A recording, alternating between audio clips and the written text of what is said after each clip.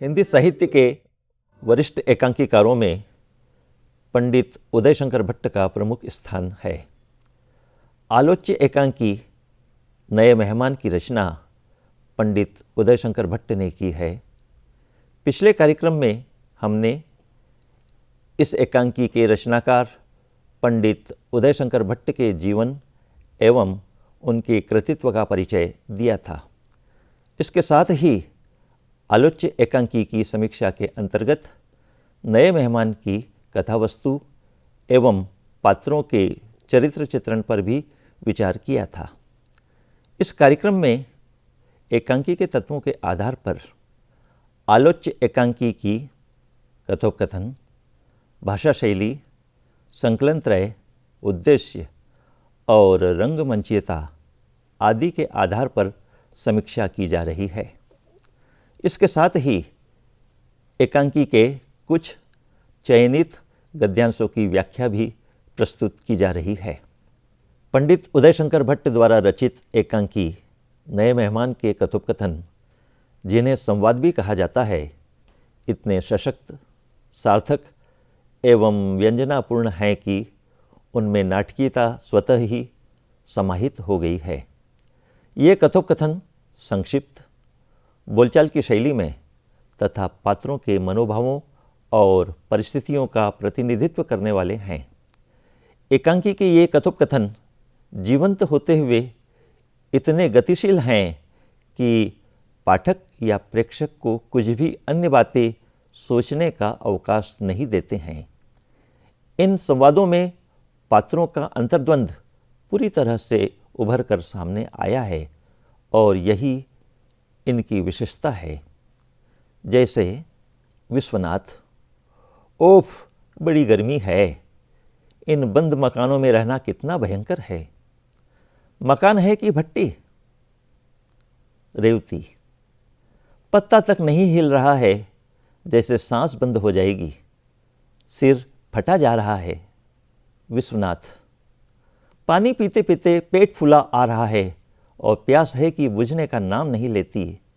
अभी 4 गिलास पानी पीकर आया हूँ, फिर भी ओंठ सूख रहे हैं। 1 गिलास पानी और पिला दो, ठंडा तो क्या होगा। रेवती, गर्म है, आंगन में घड़े में भी तो पानी ठंडा नहीं होता, हवा लगे तब तो ठंडा हो, जाने कब तक इस जेल खाने में सड़ना होगा।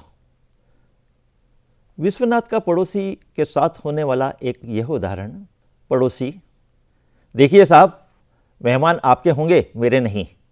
मैं यह बर्दाश्त नहीं कर सकता कि मेरी छत पर इस तरह गंदा पानी फैलाया जाए। सारी छत गंदी कर दी।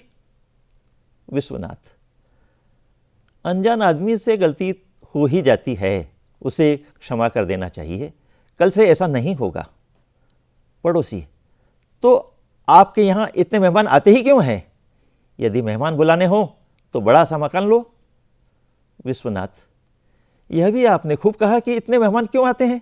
अरे भाई, मेहमानों को क्या मैं बुलाता हूँ?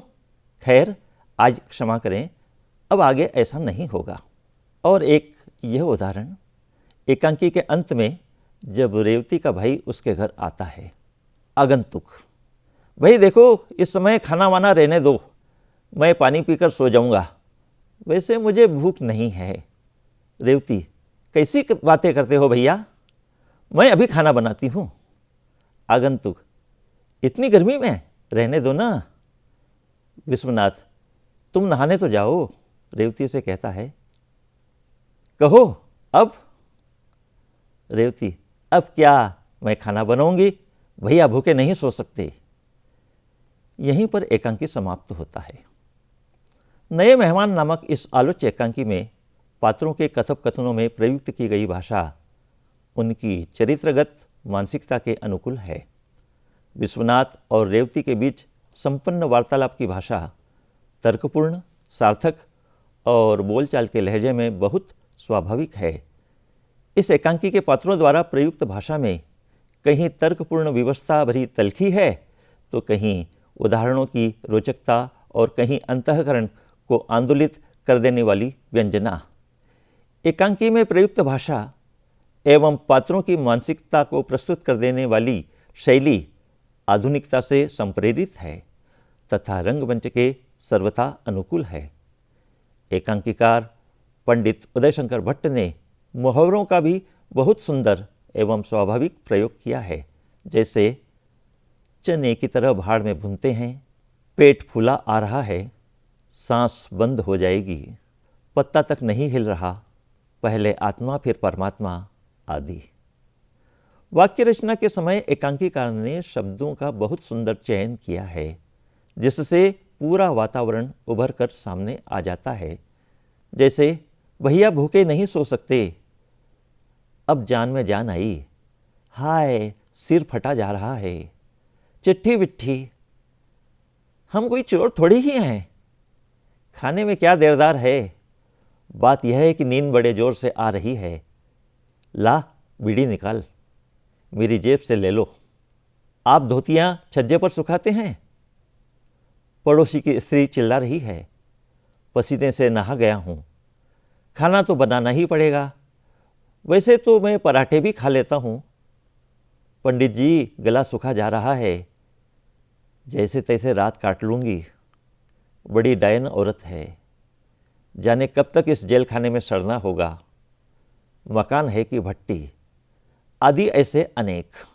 संकलन त्रय, जिसे अन्विति त्रय भी कहा जाता है, में स्थान, समय और घटना में एक सूत्रात्मक सामंजस्य होता है।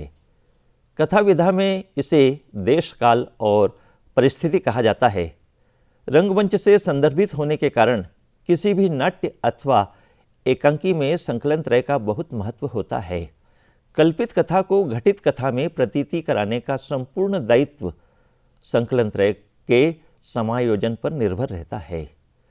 पंडित उदयशंकर भट्ट रेडियो और रंगमंच के शिल्प से जुड़े हुए थे, इसलिए उनकी प्रायः सभी नाट्य कृतियों, विशेषकर आलोच्य एकांकी नए मेहमान में संकलन त्रय का निर्वाह बहुत कुशलता से हुआ है। संपूर्ण कथानक एक ही मंच अवतारणा में एक ही दृश्यमंद में घटित हुआ है।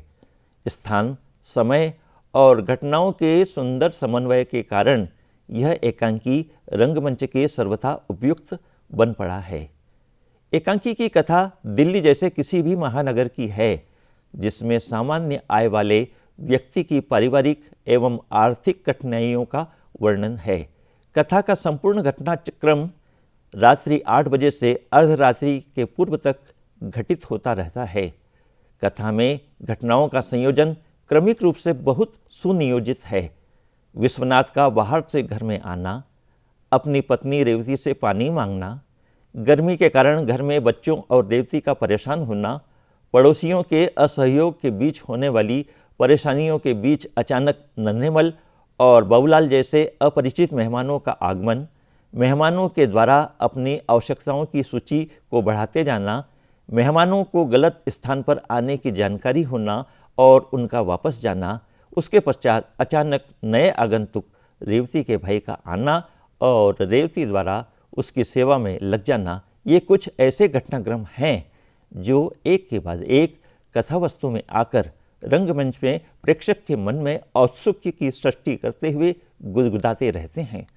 इस दृष्टि से यह एकांकी अपने आप में अप्रतिम है। हास्य व्यंग के कलेवर में प्रस्तुत नए मेहमान पंडित उदयशंकर भट्ट का एक बहुलोकप्रिय उद्देश्यपूर्ण एकांकी है। इस एकांकी के माध्यम से एकांकीकार ने नारी मनोविज्ञान के अंतर्गत परिचित और अपरिचित मेहमानों के भेद को बहुत रोचकता के साथ प्रस्तुत किया है। यह एकांकी 4 बिंदुओं पर केंद्रित है। गर्मी के दिनों में किसी महानगर में रहने वाले साधारण निम्न मध्यम वर्गीय व्यक्तियों का जीवन, महानगर में रहने वाले पड़ोसियों का व्यवहार, गांव कस्बों से आने वाले भोले भाले व्यक्तियों का अनजाने में किसी अपरिचित के यहाँ अधिकारपूर्वक मेहमान बनना और किसी स्त्री का अन्य मेहमानों की तुलना में अपने मायके वाले मेहमानों के प्रति सहज प्रेम अभिव्यक्त करना। इस एकांकी के माध्यम से रचनाकार पंडित उदयशंकर भट्ट यह संदेश देते हैं कि मनुष्य को प्रत्येक स्थिति में समभाव से सहज रहना चाहिए। प्रतिकूल स्थितियों का धैर्यपूर्वक सामना करते हुए उसका समाधान खोजना चाहिए। व्यावहारिक बनते हुए सभी के प्रति समान और प्रेमपूर्ण व्यवहार रखना चाहिए। समाज में व्यक्तियों के जीवन मूल्यों में विघटन हुआ है, इसलिए किसी भी अपरिचित व्यक्ति से व्यवहार करते हुए सतर्क रहना चाहिए। आलोच्य एकांकी एक उद्देश्यपूर्ण किंतु हास्य एकांकी है, जिसमें भट्ट जी ने एकांकी की नायिका रेवती के माध्यम से नारी मनोविज्ञान का बहुत सुंदर एवं रोचक परिदृश्य उपस्थित किया है। यही कारण है कि हल्के फुल्के व्यंग्यपूर्ण कथोपकथनों के बीच एकांकी का संपूर्ण घटनाक्रम बहुत रोचक बन पड़ा है। नए मेहमान एक सफल रंगमंचीय एकांकी है। एक ही मंच संयोजना में सारे घटनाक्रम को जिस रोचकता के साथ एकांकीकार ने प्रस्तुत किया है, वह इस एकांकी को रंगमंच पर जीवंत बनाने के लिए पर्याप्त है। घटनाओं का विकास और उनका उतार चढ़ाव इस एकांकी को रंगमंच के लिए उपयुक्त बनाता है। गिने चुने पात्र होने से उनका अंतर्द्वंद भी रंगमंच पर बड़ी मुखरता से परिलक्षित होने की पूर्ण संभावनाएं हैं। संकलन त्रय सुनियोजित होने से कथावस्तु के संगठन में स्थान, समय और घटना के बीच होने वाले सामंजस्य की संभावनाएं रंगमंच के अनुकूल हो गई हैं। आधुनिक परिदृश्य में ध्वनि एवं प्रकाश के विस्तार की पर्याप्त संभावनाएं इस एकांकी में अंतर्निहित हैं। निश्चित ही यह एक सफल रंगमंचीय एकांकी है। हिंदी साहित्य में किसी भी गद्यांश की व्याख्या करने के लिए सबसे पहले व्याख्या के लिए प्रस्तुत गद्यांश का संदर्भ प्रस्तुत करना होता है। संदर्भ में उस रचना और रचनाकार का नाम बताना होता है। संदर्भ के पश्चात प्रसंग बताना चाहिए। व्याख्या के लिए जो अंश प्रस्तुत किया गया है वह रचना के कौन से प्रसंग से लिया गया है, अर्थात उस गद्यांश का संबंध पूर्व कथा से किस तरह है, यह बताना आवश्यक होता है। प्रसंग के पश्चात व्याख्या करनी चाहिए। व्याख्या में हमें शब्दों के हेर फेर में न पड़ते हुए मूल भावों को समझकर उन्हें समझाने की चेष्टा करनी चाहिए। व्याख्या के पश्चात गद्य सौंदर्य के अंतर्गत भाषा, शैली, शब्द शक्ति, शब्द गुण, तुलनात्मकता तथा अन्य महत्वपूर्ण कोई बात हो तो वह बताना चाहिए। कभी कभी कुछ विद्यार्थी गद्यांश में अंतर्निहित मनोविज्ञान अथवा दार्शनिक भावों को भी बताते हैं। पानी पीते पीते पेट फूला आ रहा है और प्यास है कि बुझने का नाम नहीं लेती। अभी 4 गिलास पानी पीकर आया हूँ, फिर भी ओठ सूख रहे हैं। 1 गिलास पानी और पिला दो, ठंडा तो क्या होगा। प्रस्तुत गद्यांश पंडित उदयशंकर भट्ट द्वारा लिखे गए एकांकी नए मेहमान से लिया गया है। इस कार्यक्रम में व्याख्या किए जाने वाले सभी गद्यांशों का संदर्भ यही रहेगा। विश्वनाथ और रेवती के बीच का वार्तालाप है। गर्मी की ऋतु में रात के 8 बजे के आसपास दिल्ली का एक साधारण गृहस्थ विश्वनाथ पसीने से भीगे कपड़ों में जब अपने मकान में आकर अपनी पत्नी से कहता है कि भट्टी के समान तपते इन बंद मकानों में रहना कितना भयंकर है, तब आंचल से अपना मुंह का पसीना पोंछती हुई उसकी पत्नी कहती है कि हवा भी बंद है, पत्ता तक नहीं हिल रहा है, जैसे सांस बंद हो जाएगी, सिर फटा जा रहा है। इस पर अपनी व्यथा को व्यक्त करते हुए विश्वनाथ अपनी पत्नी से कहता है कि रेवती, इस गर्मी में मुझे इतनी अधिक प्यास लग रही है कि मैं उस प्यास को बुझाने के लिए बार बार पानी पी रहा हूँ, फिर भी पानी पीते पीते मेरा पेट फूल रहा है, किंतु प्यास नहीं बुझ पा रही है। वह अपनी पत्नी से कहता है कि अभी मैं जहाँ से आ रहा हूँ वहाँ से 4 गिलास पानी पीकर निकला हूँ, किंतु मेरे ओंठ है कि अब भी सूखे जा रहे हैं। वह अपनी पत्नी से 1 गिलास पानी मांगता है, किंतु इसके साथ ही यह प्रश्न भी कर देता है कि ठंडा पानी तो अभी अपने घर में होगा नहीं। विश्वनाथ के इस कथोपकथन से यह स्पष्ट आभास होता है कि वहाँ बहुत अधिक गर्मी है, वहाँ कमरे को ठंडा करने का कोई साधन नहीं है, कमरे में हवा नहीं आ रही है, वह अभावग्रस्त है, इसलिए उसके घर में ठंडा पानी भी उपलब्ध नहीं है और पानी को ठंडा करने के लिए फ्रिज भी नहीं है। विश्वनाथ का यह कथन परिवेश को उभार रहा है और एकांकी के कथानक में आने वाली घटनाओं की भूमिका तैयार कर रहा है।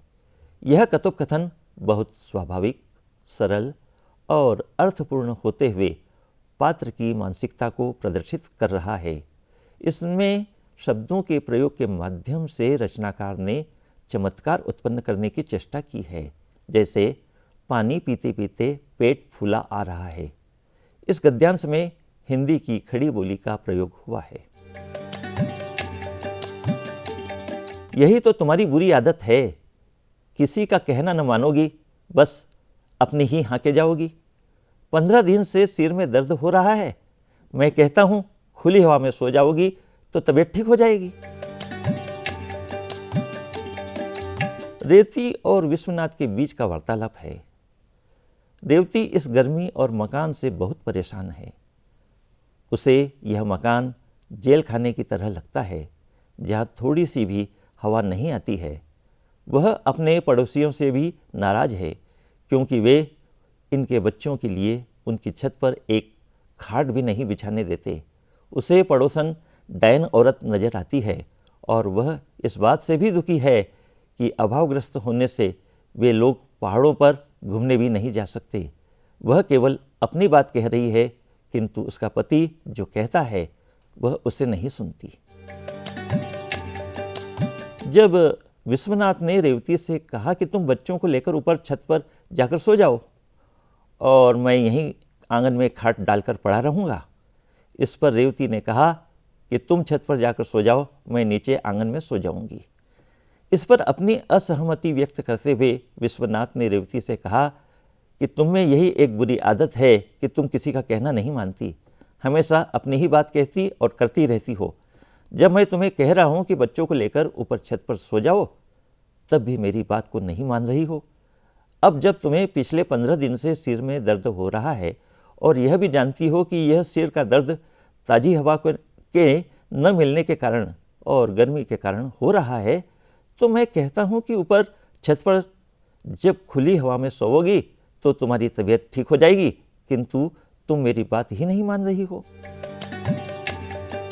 आलोचक गद्यांश में विश्वनाथ का धैर्य रेवती की बातों को सुनकर और उसकी जिद के कारण अधैर्य में परिवर्तित हो रहा है।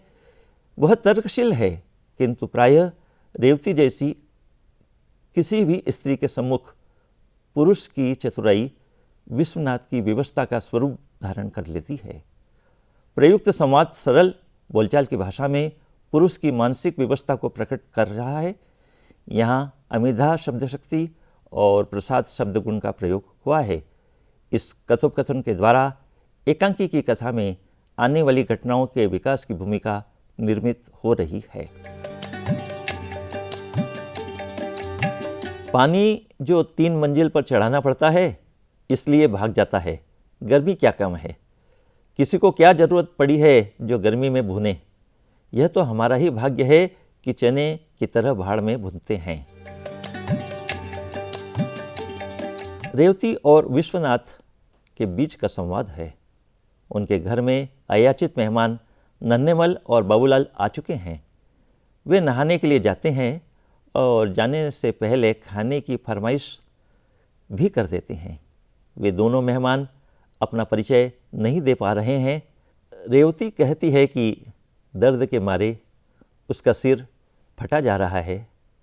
पहले सोते सोते ही उसके हाथ पैर सुन्न हो जाते थे, किंतु अब तो बैठे बैठे ही सुन्न होने लगे हैं।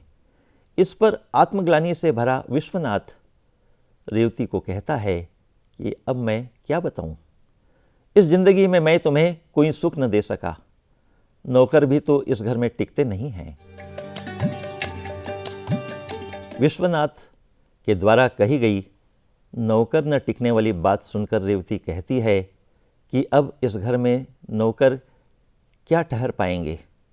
पानी भी तो 3 मंजिल पर चढ़ाना पड़ता है, इसीलिए तो भाग जाते हैं। ऊपर से इतनी गर्मी, कौन ऐसा व्यक्ति होगा जो इस गर्मी में यहाँ भूनने के लिए आएगा। यह तो हमारा ही दुर्भाग्य है कि इतना होने पर भी हम इतनी गर्मी में इस घर में चने के भाड़ की तरह भून रहे हैं।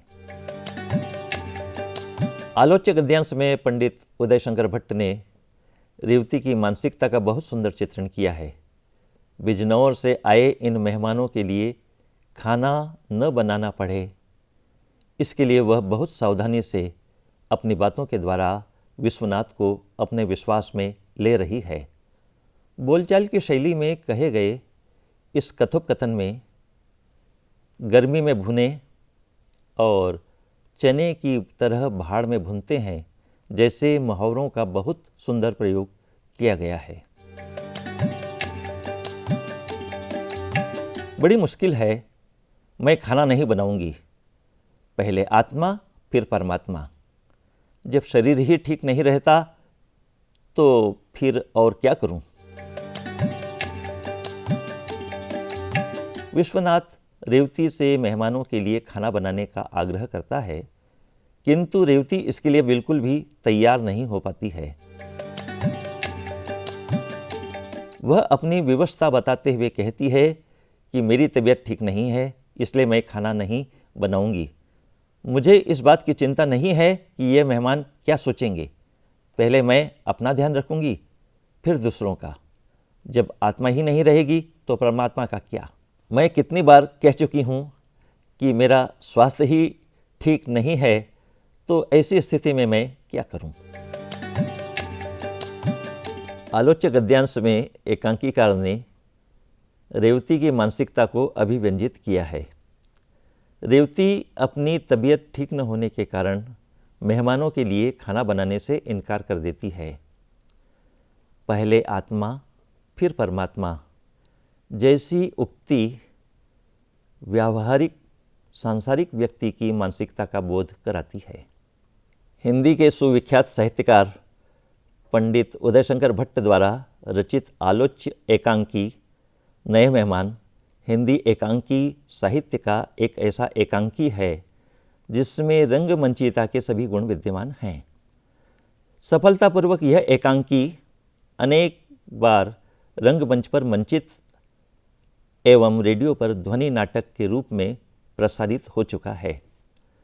नए मेहमान की कथा सुसंगठित होने के कारण प्रेक्षक अथवा पाठक एकांकी के मुख्य पात्र रेवती और विश्वनाथ के साथ साधारणीकृत होकर एकांकी की गति में नन्हेमल और बाबूलाल को साथ लेकर गतिमान होते चले जाते हैं। वस्तुतः इस एकांकी में दो प्रकार के मेहमानों के प्रति जो दृष्टिभेद है उसे व्यंग्यात्मक शैली में अंकित किया गया है। अपरिचित मेहमानों के आ जाने से रेवती का रोग बढ़ जाता है। खाना बनाने के नाम पर उसे सिरदर्द होने लगता है, लेकिन जब उसके भाई साहब अचानक रात में आ जाते हैं तो उसका रोग लुप्त हो जाता है और सिरदर्द का पता भी नहीं रहता। वह खाना बनाने में उत्साहपूर्वक लग जाती है। पंडित उदय शंकर भट्ट के व्यक्तित्व में प्राचीनता के प्रति अनुराग और नवीनता के प्रति आकर्षण का अद्भुत संयोग है और उनकी यही द्विधा वृत्ति उनकी रचनाओं में भी प्रकट हुई है। मन से वे सुसंस्कारित और आदर्शवादी हैं, किंतु बुद्धि से यथार्थ दृष्टा और विश्लेषक। अपने बाह्य जीवन और अंतर्मन के प्रकोष्ठों में जो कुछ उन्होंने देखा है उसे ही व्यक्त किया है।